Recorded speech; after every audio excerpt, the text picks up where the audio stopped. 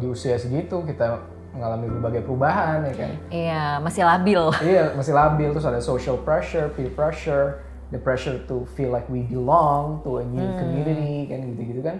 Di saat yang bersamaan tuh semua tuh. Jadi lumayan overwhelming sih actually. Gue waktu itu masih remaja, terus ke luar negeri sendirian gitu ya. Sekolah, kayak gue pertama kali masuk ke kelas tuh kayak satu kelas dulu. Karena Berkeley itu universitas negeri ya di sana. Jadi tuh satu kelas tuh ada 350 orang. Sampai duduk di lantai. Wah itu gue shock banget. Wah kayak ini kok kuliah kayak Dufan ya. Rame banget, buset. Kayak lecture theater.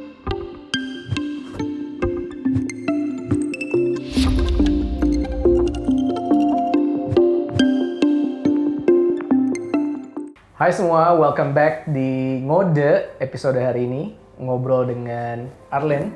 Halo. Halo Arlyn, apa kabar? Hai, baik. Thank you for inviting me. What a privilege ya. Gue sebagai satu dari wanita pertama yang hadir di sini. Actually the first, ya. Wanita first, pertama ya. sebagai guest dari podcast ini. Thank you. Ini first time gue juga di podcast, jadi hopefully we can have a great chat hari ini. Ya, semoga abis ini jadi kickstart buat karir lo sebagai podcast guest ya. Sebagai narsum podcast ya, itu bisa jadi karir gak sih? It is ya. Gue kan lagi exploring nih jalur-jalur karir nih. Nah, nanti kita ngobrolin itu. Oke. Jadi Arlyn ini teman gue udah dari, ya lumayan lama ya, mungkin sekitar 7 tahun yang lalu kita pertama kali kenal. Kita sama-sama kerja di salah satu perusahaan e-commerce di Indonesia. Ketemu di perusahaan e-commerce, lalu waktu itu yang keluar duluan siapa ya? Gue apa lu ya? Oh lu lah, gue dulu lama. Keluar. Gue sampai 2020 waktu itu. Oh iya benar, gue keluar. Habis itu beberapa tahun kemudian baru Arlyn ya keluar. Tapi memang dari awal waktu gue kenal Arlyn, seru sih. Kita ngobrol-ngobrol dulu, diajak ngobrol seru. Dan kita sempat banyak project bareng juga pas di perusahaan e-commerce itu dan lain-lain. Arlyn pernah kenalin ke temen Arlyn juga waktu itu ya, Bram ya. Jadi kenal sama banyak Bram. lah kita udah saling berkenalan gitu kan. Exactly. Iya. Dan alasan kenapa gue ngundang Arlyn hari ini karena sebenarnya gue tertarik pengen tahu your story sih. Your story, your early life, ya kan, terus your initial journey beyond dari apa yang gue bisa kepoin di LinkedIn, ya kan, beyond dari apa yang orang-orang bisa kepoin di LinkedIn gitu kan, dan ya of course juga pengen tukar pandangan sama lo, ya, dengan berbagai sekarang macam-macam fenomena yang ada, how do you see this phenomenon like this, ya. Tapi mungkin buat audiens kita mau dengar dulu nih ceritanya. Lene, your early life, your journey, gimana? Jadi gue mungkin mulai dari jelasin dulu ya, karena gue nanti sepanjang kita ngobrol kan pasti gue tuh suka kalau ngomong suka nyampur bahasa Inggris. Jadi mungkin gue mulai dari situ dulu nih. No problem. Kenapa gue suka kalau ngomong tuh kok banyak bahasa Inggrisnya gitu, kayak apakah mungkin Kak Arlyn tuh gede di luar negeri kali ya, atau mungkin apa selama sekolah di luar atau apa. Jadi aku sebenarnya born and raised di Jakarta. Jadi orang tua aku sekolahin aku juga awalnya di sekolah ya bahasa Indonesia. Tapi memang kebetulan orang tua aku itu pernah mengenyam pendidikan tinggi di luar. Jadi waktu dari kecil tuh aku udah diajarin kita pengen kamu bisa bahasa Inggris. Jadi gue dari kecil itu kalau ngomong sama mama terutama tuh harus bahasa Inggris. Harus bahasa Inggris. Jadi waktu itu inget banget pertama punya HP tuh kan udah agak gede, itu kayak umur 10-11 gitu kan, mulai ada tuh HP yang buka itu, HP Nokia gitu.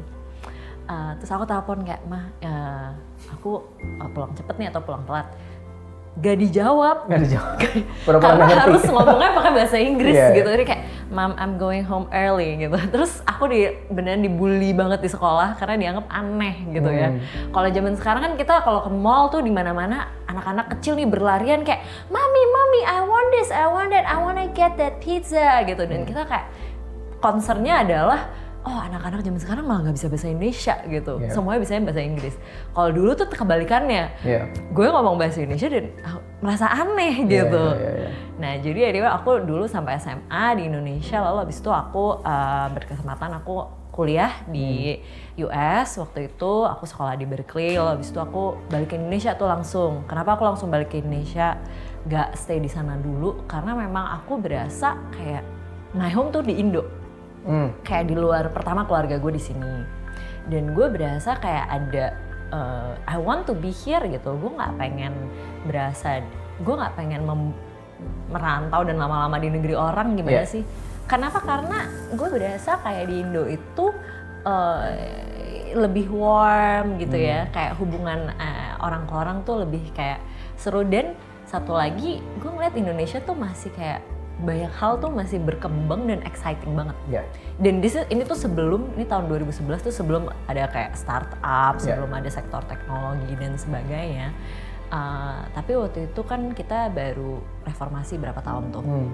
Gue lupa waktu itu presidennya siapa ya kalau 2011 ya. 2011 kayaknya masih Pak SBY. Ya Pak SBY kayaknya. Dan itu benar-benar berasa tuh kayak Indonesia tuh ekonomi lagi melejit banget. Sementara di Amerika waktu itu kan baru aja krisis 2008 tuh yang langsung kayak ngeselam subprime mortgage. Kayak temen gue ngelihat orang-orang lain tuh kayak yang bahkan yang mereka warga negara Amerika aja tuh begitu nggak stabil, mereka bisa dapat job offer tiba-tiba ditarik. Jadi gue ngeliat ngapain gue di sini, mendingan gue di Indonesia ya kan. Ya udah, jadi gue baliklah ke Indonesia. Nggak yakin kan dia mau ngapain. Jadi gue ngambil, gue apply ke bank-bank. Karena gue taunya kayak kayaknya orang-orang banyak kerja di bank, ya udah deh gue kerja di bank aja ikut-ikutan gitu. Terus gue akhirnya gue keterima di salah satu bank swasta.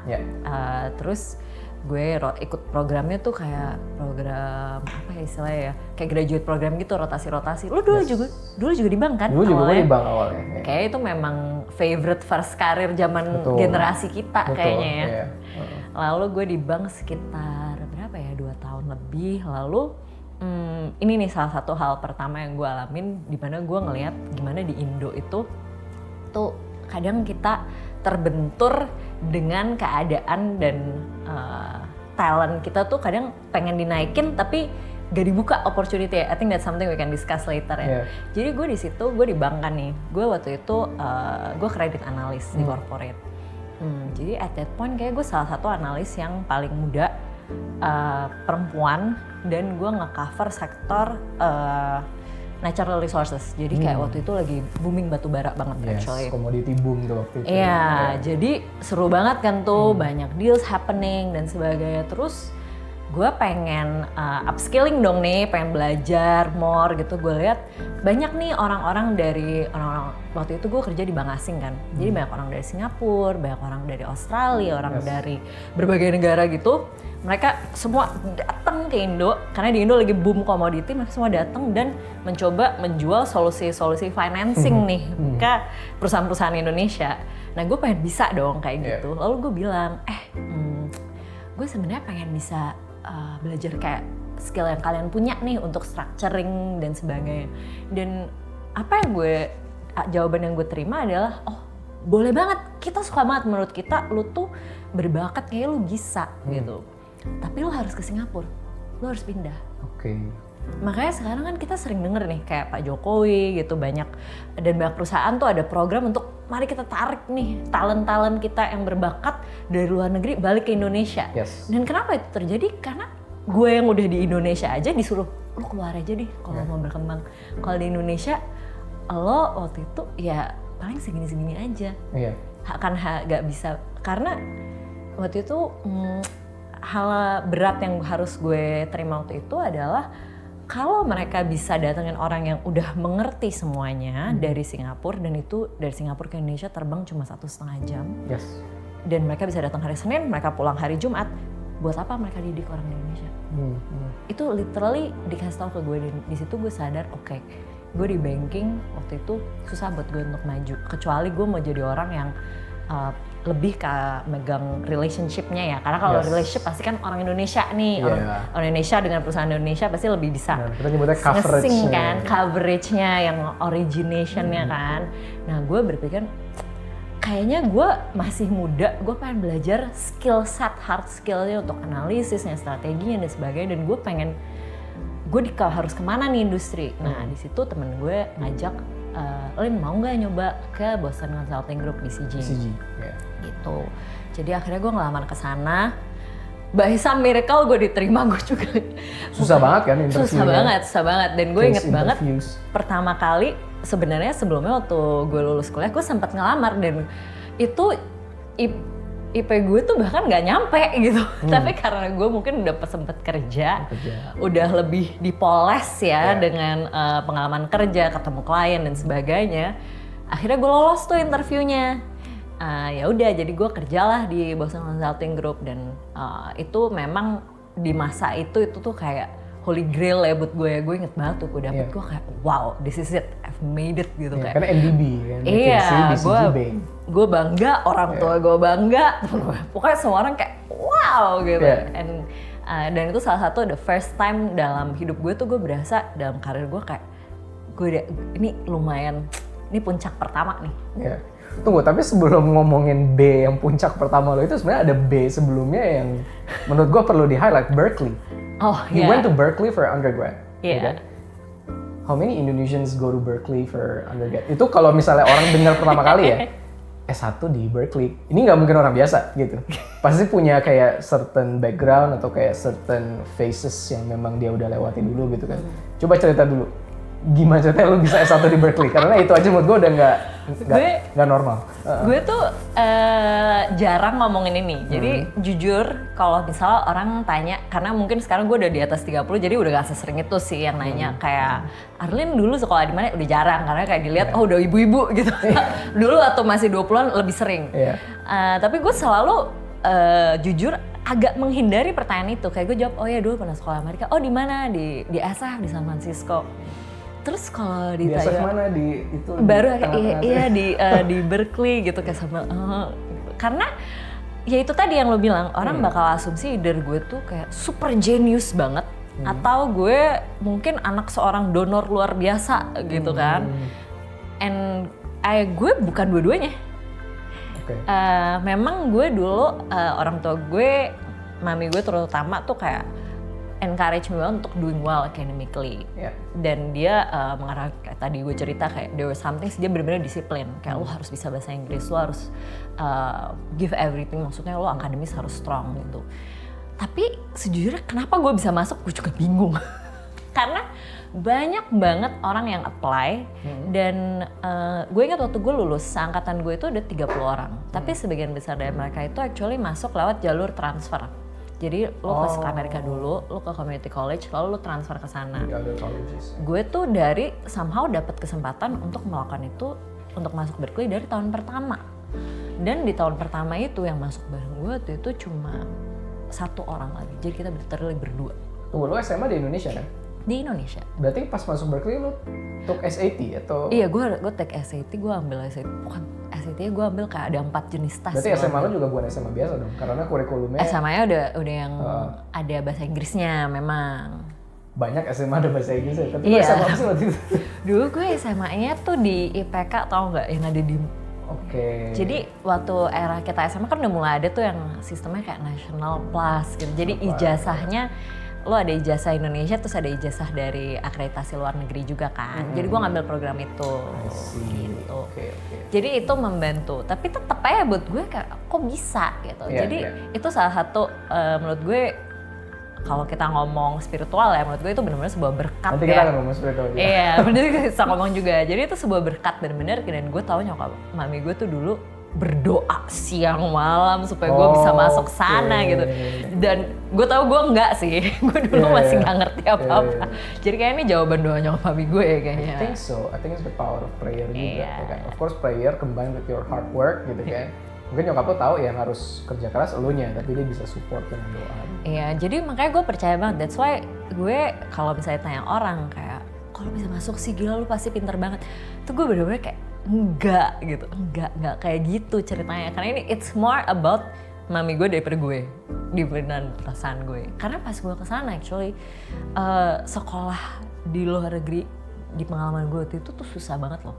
Untuk gue yang dulu SMA di Indonesia, dan ya meskipun ada kurikulum luar negerinya, tapi kan beda ya resources yang kita kita miliki, baik dari gurunya, dari buku-buku yang kita bisa akses ya kan.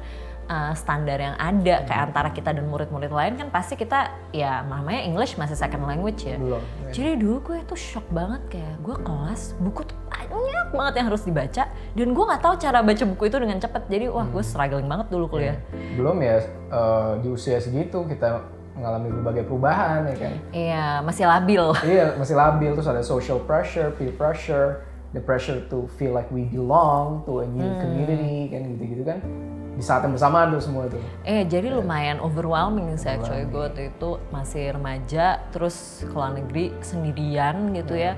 Sekolah kayak gue pertama kali masuk ke kelas tuh kayak satu kelas dulu karena Berkeley itu universitas negeri ya di sana. Jadi tuh satu kelas tuh ada 350 orang. Sampai duduk di lantai. Wah itu gue shock banget gue kayak ini kok kuliah kayak Dufan ya. Rame banget buset. Kayak lecture theater yang gede gitu. Kalau nggak ngerti juga kayak ketinggalan notes tadi dia ngomong apa kayak gimana ya bingung gitu awal-awal. Interesting. Nah, oke, sekarang kita jump ke B yang kedua yang lo bilang tadi puncak selanjutnya itu BCG. Oke, lo masuk BCG terus? Masuk BCG lalu gue di sana sekitar kayak hampir 2 tahun ya. Kayak gue waktu itu di BCG itu memang gue ngeliat itu sebagai sesuatu yang bisa bukain pintu to many other things. Gue nggak tahu apa ya, jadi gue bukan tipe yang kayak udah mencetak ini blueprint hidup gue 10 tahun, 15 tahun ke depan gitu, gue bukan tipe yang kayak gitu. Jadi gue lebih yang kayak oke, gue dibukain opportunity apa, gue jalanin, abis itu kalau ada opportunity lagi, gue coba lagi gitu. Jadi bukan tipe yang udah gue udah plan out semua. Ya pas gue di BCG memang gue belajar banyak banget sih. Kayak I think one of the things yang gue benar-benar berasa ngena banget dan meresap dalam diri gue waktu gue di sana adalah kayak kita apapun bisa dikerjain deh kalau terpaksa. Jadi misalnya contoh nih, gue kan cewek ya, ya jelas lah ya gue cewek. Terus gue cewek, maaf gue keturunan Chinese Indonesia ya, Cindo gitu. Dan gue besar di masa yang masih lumayan ada pemisahan lah ya, di masa kecil gue tuh masih nggak terlalu nyampur lah ya. Jadi there's still, apalagi gue mengalami peristiwa 98 dan sebagainya. Jadi memang kadang ada tempat-tempat tertentu yang mungkin gue nggak comfortable di saat itu. Nah gue inget waktu itu ada satu project gue pokoknya assignment gue itu adalah gue harus bisa mengurangi downtime mesin di pabrik. Berarti gue harus ngerti dong kayak mesinnya tuh kenapa kok sering down, kok suka rusak gitu dari selama masa produksi seharian. Nah kita cari-cari, kita find out, oh kayaknya maintenance-nya nggak benar. Oke, maintenance-nya kenapa nggak benar? Gue harus ketemulah sama tim mekanik. Tim mekaniknya semua bapak-bapak dong. Cowok semua nih. Jadi gue di satu ruangan meeting di pabrik. Gue cewek sendiri, ada rekan gue yang kayak senior gue di BCG, dia orang bule actually, jadi dia bisa bahasa Indonesia.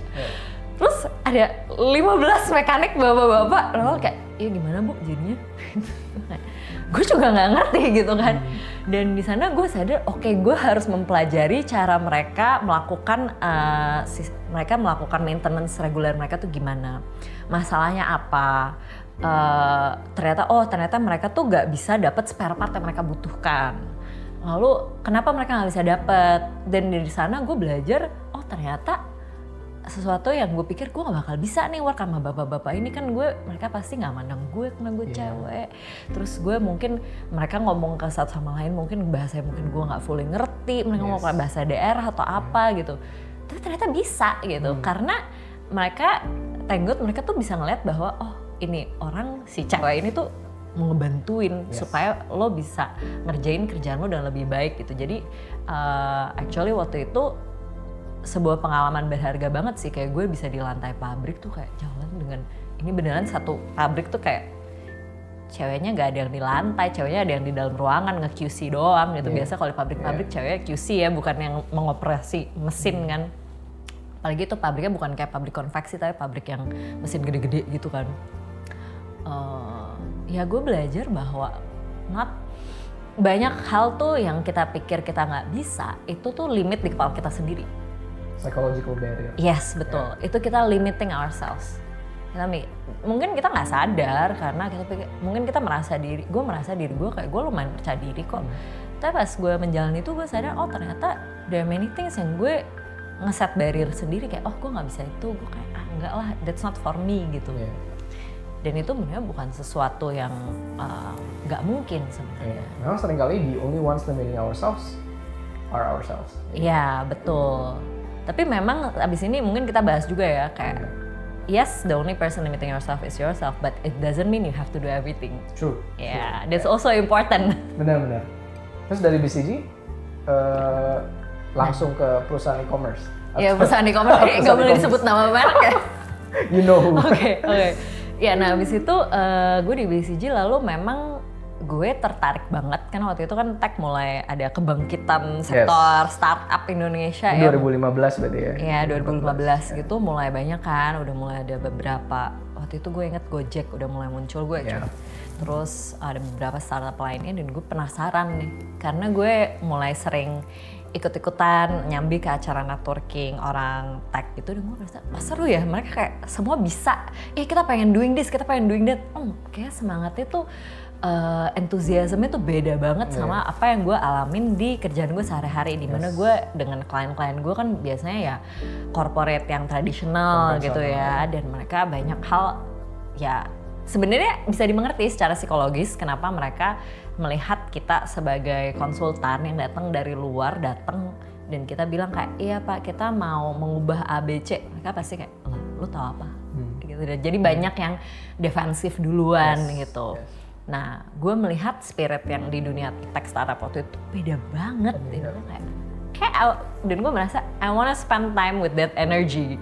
Kayak gue pengen loncat ke dunia startup. Jadilah gue ketemu beberapa startup, lalu landing lah di e-commerce itu yang akhirnya kita ketemu. Gitu. I see, oke. Memang startup itu ya kalau dibandingin sama dulu kan juga gue di banking gitu. Ya kalau dibandingin sama startup ya startup ini kayak almost blank piece of white paper gitu kan. SOP-nya nggak ada. Kalau di banking SOP super banyak kan. Malah kita disuruh bikin SOP kan buat tim kita masing-masing gitu. Jadi ya mungkin menariknya di situ ya, dan that's what attracted you. Iya benar banget. Dan sampai sekarang kayak gue, gue kayak nggak bisa deh balik ke corporate yang tradisional karena it's like lo ada opportunity untuk bisa setting the rules, bisa building something new. Why do you want to go and follow something that's been there for 30 something years gitu? Ya, itu juga yang gue rasain sih waktu gue terjun ke entrepreneurship. I don't think I'll ever go back gitu, kayak seburuk apapun nanti entrepreneurship journey gue, I will still be dengan segala resikonya dengan segala resiko, dengan segala plus minusnya. Karena memang beda ya ketika kita dengan kanvas yang kosong dengan sama yang udah jadi. Tapi lu lama kan di perusahaan e-commerce ini? Gue lama di situ. Terus lu akhirnya 2020 gue memutuskan untuk mencoba peruntungan. Mencoba peruntungan ikut sama beberapa teman, terus kita it was a startup yang lebih kecil lah, gitu, lebih early stage, dan mulai kerja waktu itu orangnya cuma berapa ya? Kayak gak nyampe 100 deh timnya. Sementara waktu itu sebelumnya tim gue kayaknya udah 200-an kali. Jadi rasanya kayak beda banget gitu. Jadi seperti kembali ke masa awal tapi lebih berantakan lagi gitu. Gimana sih? Dan lucunya pas gue keluar dari perusahaan e-commerce itu, gue pindah ke perusahaan teknologi informasi dari Amerika ini, pindah gedung. E-commerce-nya pindah ke gedung itu juga lagi. Kayak ikut-ikutan terus kan, ketemu lagi. Satu gedung lagi. Nah, tapi yang menarik kan juga, lo sempat cerita ke gue kemarin, kalau sekarang lo lagi sabbatical nih. Kita lagi mungkin istirahat tapi juga sekalian lihat lah ya, re-evaluate. Evaluate what's working, what's not. Boleh nggak ceritain what leads up to the decision untuk kayak this is the time for you untuk kayak take a step back dan re-evaluate. How did it happen?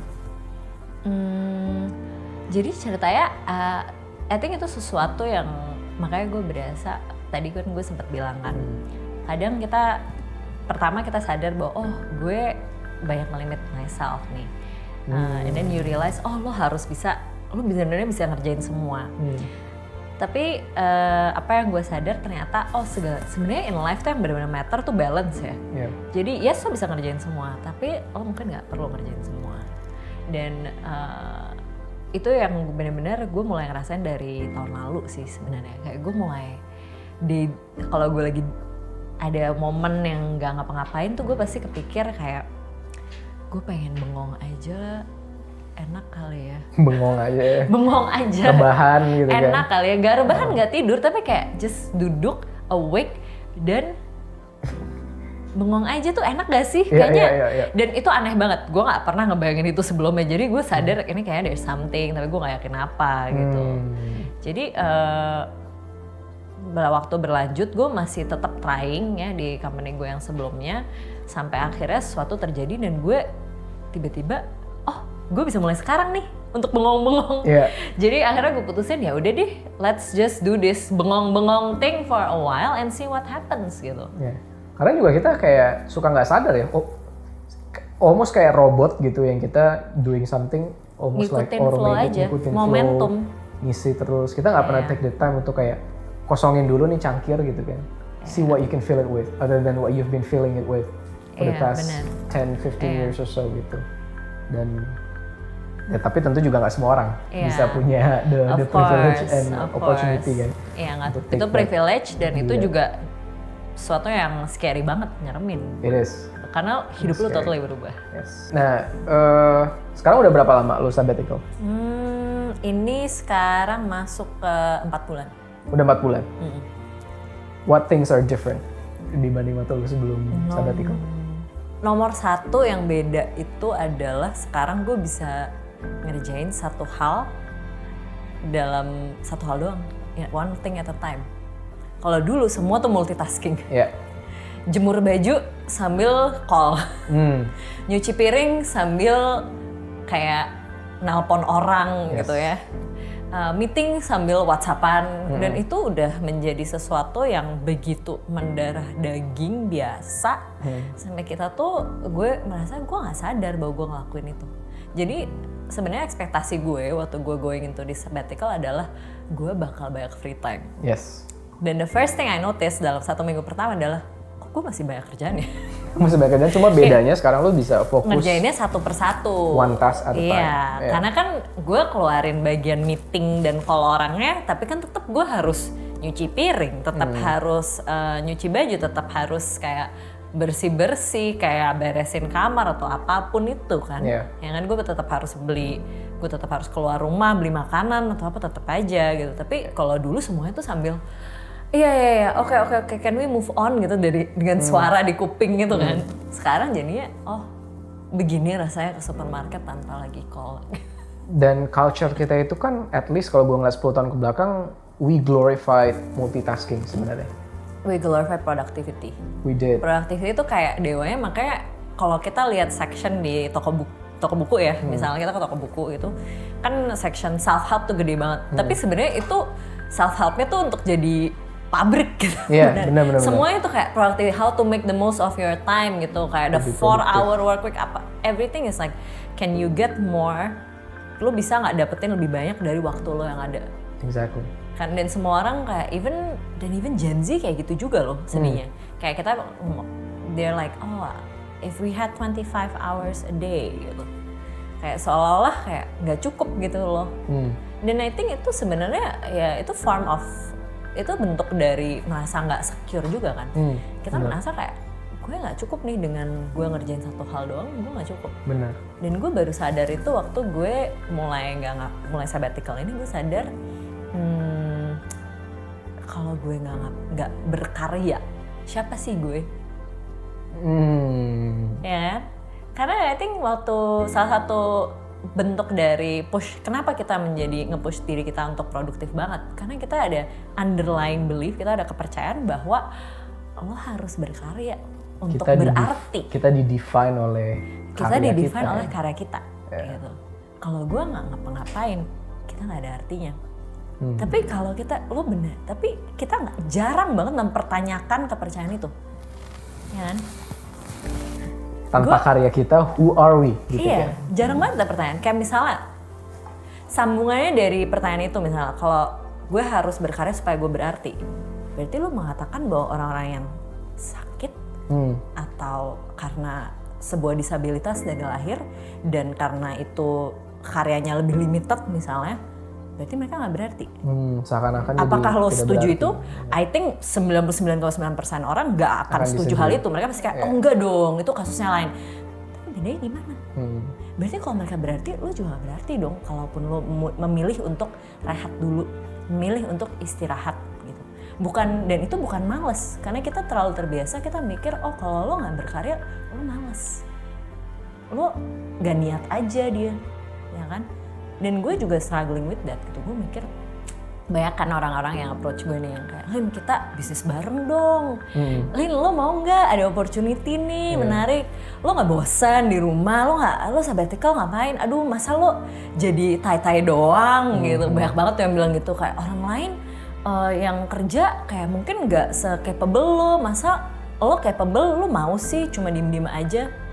Dan gue pengen interrogate that gitu. Kayak itu nggak benar sebenarnya. Kesannya jadi kayak waste of resource, tapi itu tadi kan, only by doing that kita bisa see ourselves gitu. Yes, I think so. That's what itu yang salah satu yang gue mulai realize sekarang ya. I mean ya, kalau kita melihat teorinya ya secara filosofinya kan, this is the whole idea of capitalism kan. True. Yeah. This is so maybe in a way ini adalah pemberontakan gue terhadap kapitalisme. Tapi Bener. padahal waktu awal-awal cuma kayak gue pengen bengong aja. Tapi sebenarnya to be fair, banyak kesempatan kayak gini bisa datang karena ada mekanisme kapitalisme, bener. Kita bisa punya passive income dari capital market, ya kan, dari banking system, gitu. Jadi sebenarnya capitalism juga allows yes. Tapi banyak yang nggak sadar. Nggak ada yang sadar. Dikira mereka pengen terus jadi that gear kayak yang moves capitalism nih, forward. Gue nggak bisa stop gitu. So did you find yourself setelah 4 months of sabbatical? Menurut gue itu journey lah ya. Dan ongoing kita process. Kan juga, kita juga sebagai manusia kan kita berubah terus, bertumbuh, tetap ditempa dengan kehidupan ya kan. Jadi I don't think it's like a destination mana, gue udah sampai gitu. I think it's a journey. Tapi I think realizing bahwa gue tuh memiliki value di luar apa yang gue bisa hasilkan, itu sesuatu yang game changer buat gue. Karena gue kembali lagi kayak yang tadi kita bahas di sesi pertama kita kan. Gue dari kecil kan gue selalu gue selalu diarahkan untuk lo harus trying your best, lo harus berprestasi, you have to give 110% gitu selalu. Dan tanpa disadari oleh baik gue dan orang tua gue, itu menjadi sesuatu yang membentuk kepribadian gue. Ngeliat kalau gue nggak berprestasi tuh value gue turun gitu. Padahal itu nggak bener. Of course kita mungkin gue nangkep itu secara intelektual, gue ngerti ya bahwa kayak failure does not define you. Kan suka ada tuh di Instagram atau di sosmed kan suka bahas kayak, lo jangan takut kegagalan. Kegagalan itu bukanlah lo adalah manusia yang sedang gagal, tapi tidak berarti lo manusia gagal, ya kan? Quotes gitu lah. Quotes gitu lah ya, bahkan kata-kata mutiara. Gue ngerti itu secara intelektual, tapi secara emosional gue nggak mengerti itu sebenarnya. Jadi gue merasa kalau gue nggak berkarya, kalau gue gagal, itu adalah gue. Dan I think gue perlu waktu ini selama berapa bulan ini untuk slowing down, untuk doing things yang bener-bener ya, yang gue pilih, yang gue enjoy aja. Misalnya gue pengen hari ini gue mau di rumah aja, gue mau baca buku, nggak apa-apa. Yes. Itu sesuatu yang gue bener-bener, gue struggling untuk kasih diri gue permission untuk doing that. Dan bahkan katanya ya, kalau hal sesimpel kayak tadi lo sebut nyuci piring atau nyuci baju, ketika kita, gue juga sering kayak gitu, gue sambil nyuci baju, gue ngurusin laundry, gue sambil meeting di Zoom gitu. Kita ngelakuin hal yang sama, tapi this time around kita ngelakuinnya being fully conscious and fully aware, being extremely mindful. Kita lagi nyuci baju nih, gue lagi nyuci piring gitu. Gue nggak mikirin yang lain-lain selain piring ini yang lagi gue cuci. Itu katanya sensasinya aja bisa beda loh. Kayak ada pleasure-nya, ada satisfaction-nya yang sebenarnya kita dapetin juga dengan berkarya ini gitu. Cuma selama ini tertenggelamkan oleh hal-hal yang kita multitasking ya. Benar. Dan kalau menurut psikologi ya mungkin gue mencoba menjelaskan sebisa yang I'm not an expert, but what I understand adalah kalau mindfulness itu memang sesuatu yang sangat, it's like one of the first things yang psikologi advice untuk orang-orang anxious kerjain. Anxiety itu kan kita merasa pikiran kita tuh kemana-mana, ya kan? Mau tidur gak bisa, kepikiran aduh besok ada ini, aduh temen gue lagi begini, aduh suami gue begini, aduh ada ini ada itu, ya kan? Besok macet gak ya, aduh ini hujan, ntar besok banjir gak, yang clutter, racing thoughts kan. And actually our habit of multitasking and pushing ourselves to be productive itu fits into anxiety itu. Iya. Ya kan? Agree. Dan being mindful, being present, rooting ourselves to where we are right now. Misalnya sekarang gue lihat, oke, di depan gue ada kamera, ada lampu, ada temboknya dicat begini. Itu mengingatkan gue sekarang di mana. Dengerin ada suara apa aja, misalnya ada suara AC-nya, ada suara kayak napas lo atau apalah, ada daun lagi berkena angin gitu. Itu mengingatkan gue bahwa gue tuh di saat ini. Gue bukan di besok hari yang mungkin macet, banjir dan mungkin dimarahin bos gue. Atau di masa lalu. Atau di masa lalu. You are here right now. Dan itu helps you untuk mengurangi anxiety. Dan kenapa makanya banyak banget orang-orang anxiety kan. Kayak di mana anxiety, stress. Orang biasa nyebutnya stress, tapi sebenarnya banyak kan orang stress ya anxiety lah ya.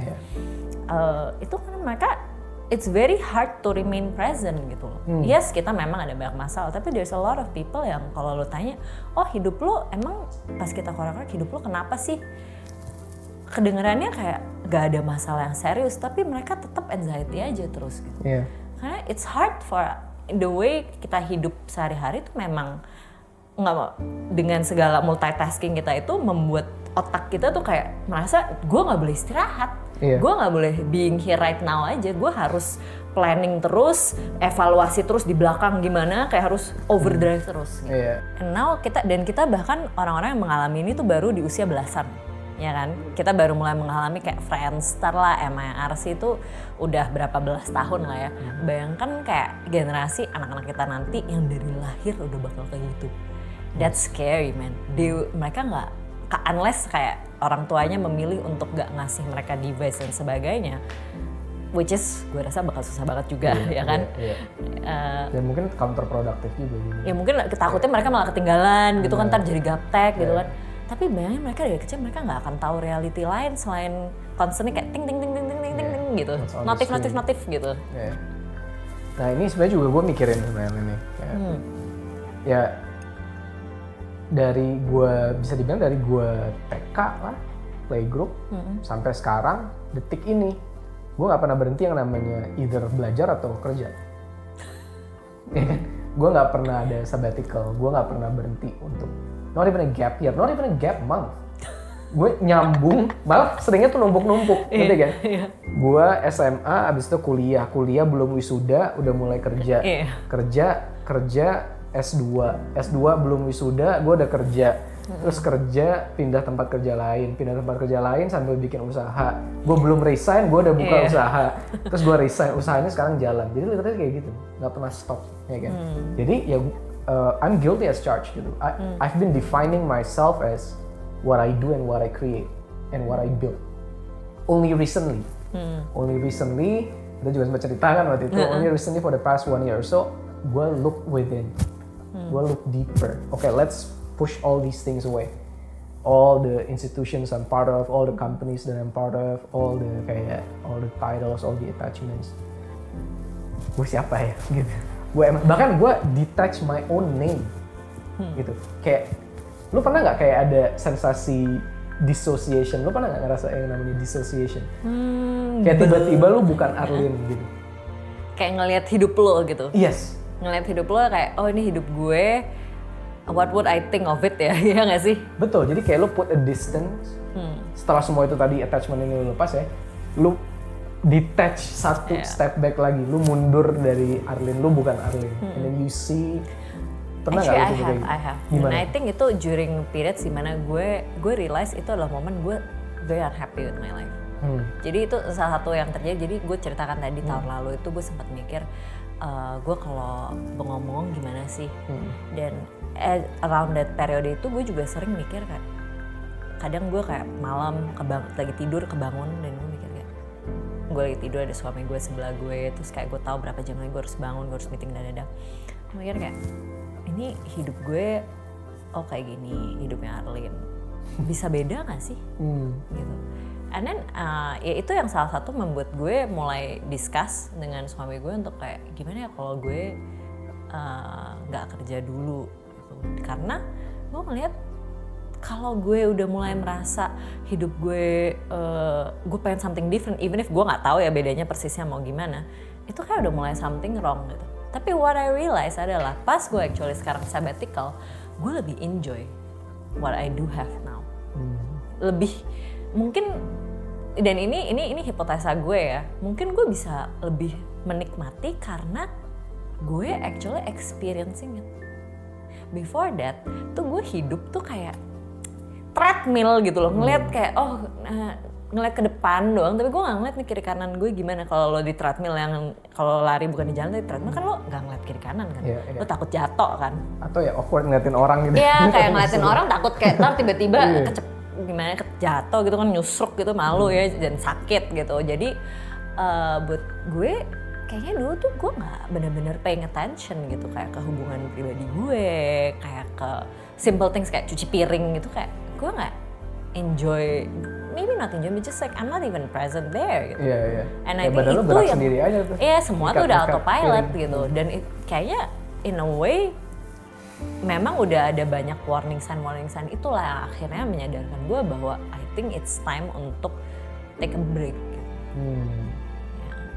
Jadi memang udah banyak lah red flag-nya tuh udah muncul dari mungkin beberapa bulan sebelumnya sampai akhirnya terjadi, dan gue realize, well this is the best timing for it. Gitu. Kalau buat gue, dan gue pengen dengar juga nanti your perspective on this, karena kita kemarin sempat ngobrol, lo juga mengalami ini kan. What I found adalah ketika gue put a distance even between me, my consciousness gitu, dan Wafa Taftazani as a person. Kita kan kiranya kalau kita mundur terus ya udah, it's just me, Wafa gitu. Tapi gue coba lagi tuh Leni kemarin, gue put a gap lagi, gue dissociate myself from being Wafa Taftazani that I known my whole life gitu. Dan gue nggak bisa jelasin sensasinya ya, tapi memang kayak ada waktu itu ketika gue melakukan itu sebenarnya through meditation. Itu jadi through meditation gue coba dissociate myself from Wafa Taftazani. It's hard to describe, tapi perasaannya gue waktu itu gue seperti jadi air. Kayak ngalir gitu. Lebih tepatnya lumer. Ya, jadi gue kalau manusia kan benda nih, ya kan kita kan zat padat gitu. Ya. Gue Wafa Taftazani itu zat padat gitu. Tapi ketika gue mulai practicing meditation, terus at a point di mana waktu itu udah cukup advance, gue bisa kayak sort of dissociate myself from me as a person gitu. Yang terjadi itu waktu itu adalah gue kayak semacam gue jadi air yang menyatu dengan semuanya sebenarnya waktu itu gue rasanya. So I became nothing but also everything. I became no one karena gue udah bukan Wafa Taftazani lagi, tapi at the same time I was also everyone. So you feel like connected gitu? I feel literally, physically, emotionally, psychologically, spiritually connected with everyone. Tapi at the same time itu juga nothing gitu. Jadi gue ngerasa kayak ini sebenarnya dua hal yang sama nih, nothingness dan everythingness gitu ya. Oneness dan nothingness ini kok kayaknya rasanya tuh sama, karena once I became nothing, I became everything gitu. Ya itu yang kemudian men-trigger gue explore spiritual, ketemu sama mentor-mentor spiritual dan lain-lain ya. Ketika gue take that leap of faith gitu, coba gue udah lepas semua title, company, beberapa semacam, gue tinggal Wafa Taftazani, gue mau lepas juga. Gue bahkan mau lepas identity Wafa Taftazani, gue take a step back lagi. Yang terjadi adalah waktu itu gue feeling, kalau clinical term ya, gue nanya ke temen gue gitu kan, ke psikiater gitu, oh itu dissociation gitu namanya, nyebutnya dissociation. Jadi lo kayak detach from reality gitu. Dan itu kesannya stigmanya negatif, dan memang waktu itu agak mengerikan tuh sensasinya. Tapi yang gue rasa juga it feels nice ketika yang gue rasakan I am nothing but I'm also everything. I am no one but I'm also everyone gitu. That was an incredible experience for me, dan itu ngaruh sampai sekarang. Kalau dari lo ada nggak pengalaman atau kayak story yang lo mau share tentang ini? Tapi gue penasaran actually, gue pengen ngerti dari lo karena boleh, menurut gue ini menarik banget nih cerita lo. Karena diputer ya, gak apa-apa ya gue nanya ya. Karena yang lo describe kan lo kayak merasa lo kayak nothing but everything tuh kayak, tapi lo merasa seneng di situ. Is it karena lo merasa kayak ini pressure-nya tuh berkurang Yeah. gitu, dan you don't have to strive so much gitu, atau karena lo merasa oh ternyata gue tuh menjadi bagian dari satu kesatuan yang lebih besar dari diri lo sendiri, makanya lo merasa mungkin lebih aman, lebih secure. Yes. Atau kenapa? Sebenarnya malah yang gue rasa waktu itu absolute zero. Jadi gue nggak seneng juga sih, tapi gue juga nggak sedih. Tapi kayak balance gitu, kayak Iya. netral gitu. Beberapa bulan sebelum itu, through my meditation journey, gue sempat ngerasain yang namanya awal-awal meditasi itu euforia. Ya kan? 10 menit, 15 menit meditasi itu pas buka mata langsung kayak happy banget gitu, kayak sangat bersyukur, Damai gitu kan. menjadi apresiatif, mencintai semua orang gitu. Tapi ternyata once we go a step further dari itu, yang terjadi ke gue waktu itu adalah seperti semacam yang kalau kata temen gue yang dokter itu adalah dissociation, tapi kalau gue menyebutnya seperti kayak oneness dan nothingness. It's almost as if I felt all positive emotions and all negative emotions all at once, sehingga dia cancel out each other, sehingga yang terjadi adalah zero. Gitu. Mungkin kalau orang yang bahagia bersyukur banget, let's say itu plus 10. Kemudian orang yang depressed, anxious, gitu kan, suicidal, minus 10. Jadi 0 gitu. I was at zero. Or at least I was very close to zero. Gue nggak tahu, mungkin kalau gue zero gue mungkin lepas Menguap gitu, kayak gitu menguap gitu. Tapi I was very close to zero sampai gue kayak ngerasa what was that gitu. Tapi itu periode tuh kayak lama gitu, tuh kayak sekejap doang. It felt like it was an instant, tapi ternyata kayak udah lama banget kalau ngelihat jam gitu. Oh, oke. Dari before I begin the meditation sampai setelah itu kayak shit, it's a couple of hours gitu. Tapi it felt like there was no time at that time gitu. No time, no space, no one, no emotion, nothing, just being, just pure unadulterated existence without any emotion gitu. Tapi ada proses transisinya tuh. Itu tadi yang gue bilang lumer itu tadi. Pas gue lagi transition dari Wafa Zen menjadi this whatever it is gitu, itu kayak sedikit agak scary. Ada kayak sensation gue, oh, Pasti. what is happening? Karena lo loss of autonomy gak sih? Betul, karena gue tiba-tiba ngerasa gue bukan Wafa, gitu. Makanya mungkin teman gue yang clinical termnya nyebutnya dissociation, gitu. Tapi kalau gue merasanya setelah gue dissociate dari Wafa, gue menjadi everyone dan no one at once. My life has never been the same since then. In a way, gue kayak, at least gue ngerasanya, tapi kan gue nggak tahu judgement orang. Gue ngerasa gue bisa lebih empathize sama orang lain, karena when I see another person, misalnya gue ngelihat lo gitu, gue pernah walaupun itu cuma beberapa lama, I was you too, dan gue ngelihat Kevin gitu, I was Kevin at the time gitu, I was everyone at the same time, I was no one gitu. Gue kayak lebih kebuka itu sekarang, gue kayak lebih bisa empathize, dan gue nggak ngeliat orang sebagai individu yang separate dari gue gitu, because you are me and I am you gitu. Tapi ya of course nggak bisa semua orang understand dan relate to this ya, karena memang I think it was a unique phenomenon. Yang kalau temen gue yang clinical dia bilang itu kayak semacam dissociation, but I don't see it as a negative thing. Tapi I don't see it also as a positive thing. Yeah. It was literally neutral. Ya udah sesuatu yang terjadi dan mengubah sudut pandang lo ya. Exactly. Change me and change how I see things. Wow. Gitu. Yeah. Did it kayak ever happen to you? Enggak sih, pernah sejujurnya dengar? enggak. tapi a couple things yang you said there, kayak ya gue mungkin kalau gue kan ya lo tahu gue dengan background spiritual gue, kayak gue kan Kristen dan gue percaya certain things. Dan salah satu hal yang benar-benar game changer buat gue dalam hidup gue adalah menyadari bahwa gue tuh nggak perlu hidup tuh kayak dari kekuatan gue doang.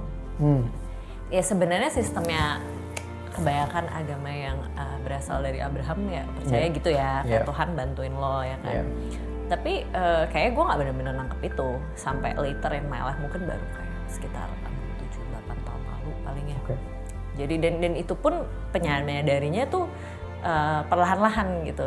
Jadi kayak kalau sebenarnya gue melihat kayak ada pemikir-pemikir yang has been writing on this and reflecting on this their entire lives, kayak penulis-penulis zaman dulu gitu banyak yang bilang bahwa iya kita bahkan bernafasnya nafas itu dari Tuhan. Tapi kita kan nggak mikir kayak nafas gue dari Tuhan nih sekarang nih, nafas gue saat ini yang kayak gue udah 2 nafas nih sekarang. Nggak always aware itu gitu. Kita nggak ada that awareness kan. Dan sebenarnya ya itu salah satu yang gue belajar di saat waktu gue lagi sabbatical ini adalah gue belajar bahwa wah gue tuh dengan cara hidup gue yang sebelumnya yang gue kayak harus berkarya dan sebagainya, gue tuh sebenarnya mencari signifikansi diri gue sendiri. Yes. Tapi dengan sekarang nih gue choosing untuk kayak oke, gue mau rehat dulu, ya kan? Mungkin nggak selamanya, maybe bulan depan mungkin gue kerja lagi. Kemarin gue sempat ceritakan, mungkin gue mau kerja lagi gitu. Tapi itu menambah layer pengertian gue bahwa oh sebenarnya gue itu nggak perlu ngejar segitunya. Kalau berkarya oke, bagus, tapi lo nggak perlu dapetin semuanya dari diri lo, karena everything yang you do tuh toh nggak cuma lo, itu Tuhan yang berkarya lewat lo. Makanya kan lo tadi bilang kan kayak lo berasa kayak you're everything and one. Maybe mine is not quite the same ya, agak beda ya. Tapi di gue tuh lebih kayak oh Tuhan tuh bekerja lewat kita gitu loh.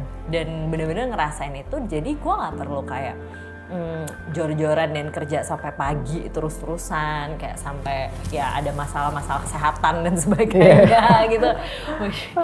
Kayak sakit mah gitu ya, penyakit semua pekerja startup di Indonesia. Selalu sedia obat mah di tas. Iya, sedia obat mah di tas gitu, migrain dan sebagainya gitu.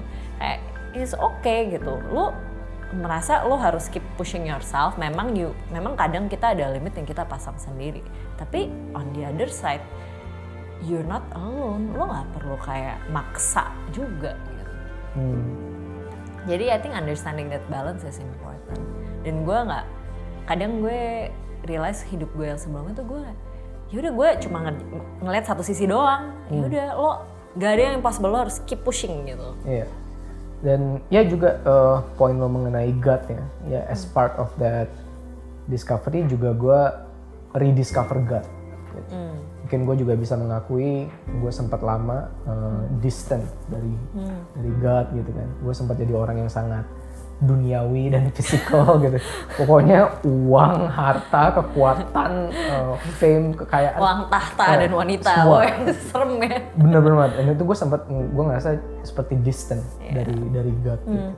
Ya ketika gue bisa take a step back, meskipun gue sama juga gue belum di sabbatical kayak lu. Gue belum, mungkin one year gue akan take a gap year gitu kan, dimana gue bisa kayak detach dari semuanya dan lepas semuanya. I'm really looking forward to that. I'm seriously looking forward to that gitu. One day hopefully bisa, ketika mungkin semua tim company gue bisa gue lepas gitu kan. Gue telepon investor, bos gue mau break dulu ya setahun gitu.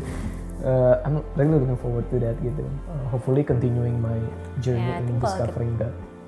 Ya, kalau kita punya privilege-nya, I think itu sesuatu yang benar-benar bisa mengubah hidup ya dan cara sudut pandang ya. Thanks to capitalism, mekanisme yang bisa memberikan kita ruang untuk itu.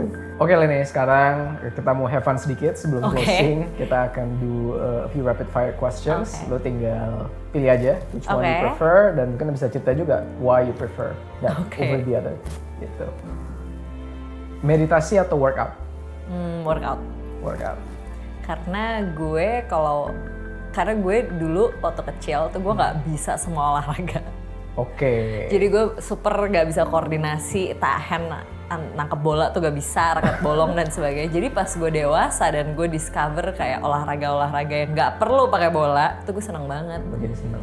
Iya, jadi gue itu satu, dan gue merasa workout tuh buat gue sejenis almost kayak meditasi, karena lo harus konsentrasi di badan lo. Dan pekerjaan sehari-hari gue kan ya nggak pakai badan ya, pakai laptop gitu kebanyakan.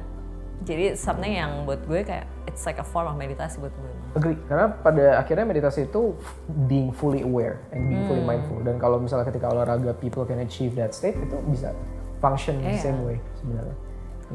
State of flow, exactly. What they call it ya. Flow state. Coffee or tea? Enggak dua-duanya. Karena gue mah. Dan itu dua-duanya trigger gue. Yang aman itu cuma minum teh kayak sari wangi gitu tuh aman. Kalau teh teh kayak yang teh ijo lah, teh Chinese itu gak bisa sama sekali. Kopi udah bye-bye. Langsung trigger Langsung trigger. Yeah. Salah satu collateral damage dari overwork dan mengejar productivity. Take away atau masak sendiri?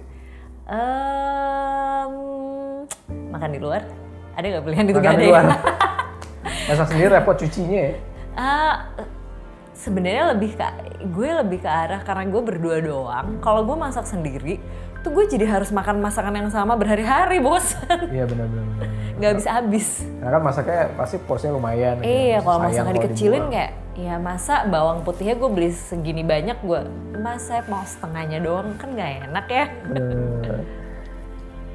Multitasking atau focusing on one Fokus task? dong. Ya. Sekarang lagi mode itu Iya ya. dong, lagi mood fokus. Ternyata kalau mulai kerja lagi multitasking lagi. multitasking lagi. Book smart lebih penting. Oke, mungkin ini misalnya kalau nanti lo punya child gitu ya. Of course we want our children to be both book smart and street smart. Tapi let's say they can only be strong at one. Book smart atau street smart? Menurut gue street smart ya. Karena menurut gue street smart itu mencakup beberapa hal sekaligus. Itu nggak cuma kayak, kalau book smart itu kan cenderung kayak IQ dan ability lo untuk kayak menyerap knowledge dari buku atau ya apalah itu, mungkin sekarang video ya, dicerap terus lo bisa keluarin lagi. Kalau street smart itu kan ada EQ-nya kan, emotion, kecerdasan emosionalnya. Dan ada juga IQ-nya juga gitu. Jadi gue pengennya sih anak gue lebih diarahkan untuk dia bisa mengerti kayak what to do dalam berbagai situasi.